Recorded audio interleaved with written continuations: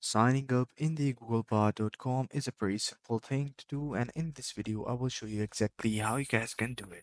So if you're new to the channel, make sure that you hit the like button, subscribe to our channel, hit this bell icon so you won't miss any future updates. So let's dive right into the video.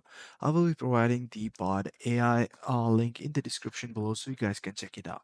So open up your Google Chrome, and in the Google Chrome, go to the search bar and type in Bard google.com. And once you do hit the search button, make sure you keep an eye on the hypertext, the link that I'm writing here. So it will change the bot into Gemini because the latest model of the bot is also renamed as Gemini. The Gemini is the new bot. You can ask Gemini how you guys can do it, how you can Gemini anything, and Gemini will provide you the solution. So what you have to do is basically log in with your Google account right here. If you have already logged in with your Google account on the Google Chrome, you don't have to separately log into a Gemini in order to get the Gemini work.